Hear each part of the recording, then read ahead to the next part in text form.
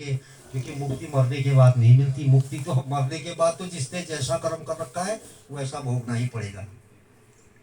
युधिष्ठिर को भी 1 मिनट के लिए नरक में जाना पड़ा, क्योंकि उन्होंने जरा सा झूठ बोला था कि हाथी तो मारा गया, पता नहीं नरोबा कुंजरोबा है। तो जब इतने झूठ के लिए एक आदमी को नरक जाना पड़ा, तो जो हम मान भर झूठ बोलते हैं तो नरक जाना ही पड़ेगा। तो इसलिए मुक्ति जीते जी कर लेनी चाहिए, मर के मुक्ति नहीं होती। तो मेरे मुक्ति के लिए आप कोई उपाय कीजिए महाराज। उन्होंने कहा भैया डर मत, अब मैं तेरे लिए कल सोचूंगा कुछ।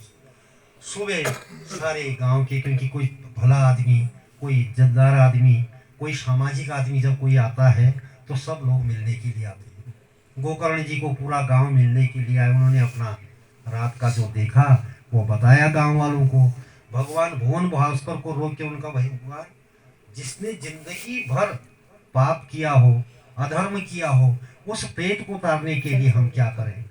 तो भगवान सूर्य ने कहा भैया तुमको करना है श्रीमद् भागवत।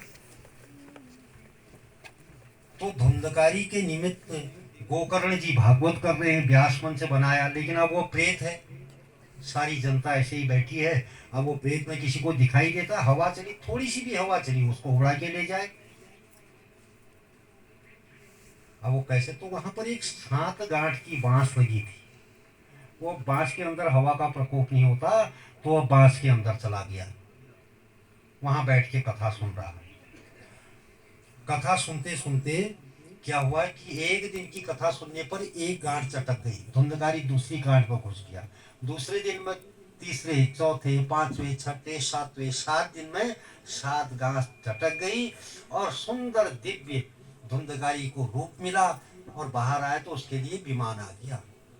स्वर्ग से विमान भेज दिया देवताओं ने। उनका भैया, गोकर्ण जी ने कहा भैया कथा तो सब लोगों ने सुनी, कि विमान केवल धुंधकारी के लिए क्यों।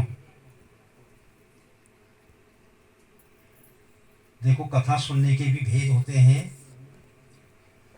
अत्र बहवो सन्ति श्रोतारो मम निर्मला। कथा तो हजारों लोग सुनते हैं, लेकिन मुक्ति किसको मिलती है, जो ध्यान पूर्वक कथा को सुनता है। अब वो कष्ट में है, वो सुन रहा है, बाकी लोगों को क्या मतलब, उनका तो ध्यान कभी ये, उन्होंने कहा कि व्यास जी ने चुटकुला नहीं सुनाया, भजन नहीं सुनाया, व्यास मंच थोड़ा छोटा बन गया या थोड़ा टेढ़ा बन गया, वो यही करते रहते हैं।